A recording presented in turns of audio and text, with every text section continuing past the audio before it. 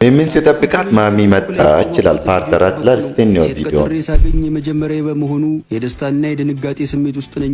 ድንገት የሆነች ሴትዮ ወደ ውስጥ ገባችና የኔ ቆንጆ ቆየሁብህ አይደል ይቅርታ ብላ ጉንጬን ስማኝ ቁጭ አለች። ሴትዮዋን ሳያት የ60ዎቹ ዕድሜ አጋማሽ ላይ ያለች ባልቴት ናት። ግራ ገብቶኝ ይቅርታ ማዘር እንተዋወቃለን? ሚሚ እኮ ነኝ ፌስቡክ ላይ ተዋወቀኝ ልጅ። አላመንኩም። እንዴ ፌስቡክ ላይ ሳይሽ ወጣት ሴት አልነበርሽ እንዴ? ከመቼው አረጀሽ? በመሃል እኮ ጉድ። ያው እነሱ ደግሞ እንደምታውቀው 8 ዓመት ከኛ ፌስቡክ እንግዲህ ጉድ አምጥቷል። ትንሽ አረጀውብህ አለችኝ። ሚሚ ትመጣለች ብዬ ስጠብቅ ማሚ መታ ጠበቀችኝ። ቆይ አንድ ሽንት ቤት ደርሼ ልምጣ አልኩና ተነስቼ ከአካባቢው ተሰወርኩ።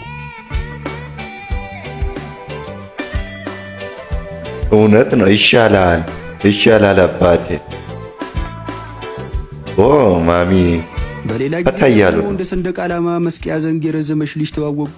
ረጅም ከመሆኑ የተነሳ ስለማንደማመጥ ጎን ለጎን እየሄድን ራሱ በዚህ የተነሳ ፍቅራችን ብዙ ሳይዘልቅ ተለያየን። አብዛኞቹ ረጃጅም ሴቶች ለምን ፍቅረኛ መያዝ እንደሚቸገሩ በዚያው ተረዳው። እግዚአብሔር የባረካት ልጅ አለች እናስተዋውቅ በሎን ኬርሚያስ። እሺ አቤት ያለው ልጅቷ አትመጣም እንደዚህ ተጎልተን 1 ሰዓት አለፈን እኮ። እንደ ስመ ትዕግስት ይኑር እስቲ። ያዕቆብ እኮ ራሄልን 14 ዓመት ሙሉ ነው የጠበቃት።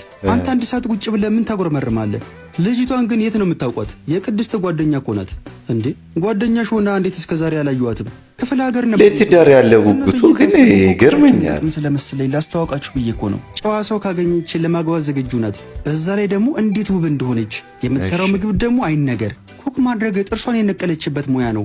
ሙያ ያላት ሴት አገባ ማለት ደግሞ ገነት እንደገባህ ቁጠረው። ጓደኛዬ ስለሆነች እያጋነንሽ ነው እንጂ እኔ ለበዓል የተበለተ ዶሮ ከሱፐር ማርኬት ገዝተህ ምትሰራ ሴት ትሆናለች እኮ። እያወራን እያለ ድንገት ልጅቷ መጣች።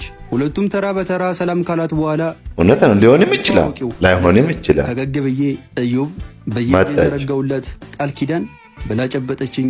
በቃኛ የሆነ የምንሄድበት ቦታ አለ ተጫወቱ አለችንና ከኤርሚያስ ጋር ተያይዘው ወጡ። ረይመቸው ለትዳር ያለው ጉጉቱ በጣም ደስ ይላል። ያው ይሳካላታል ብዬ አስባለሁ። ፈጣሪ ያሳካል አባቴ።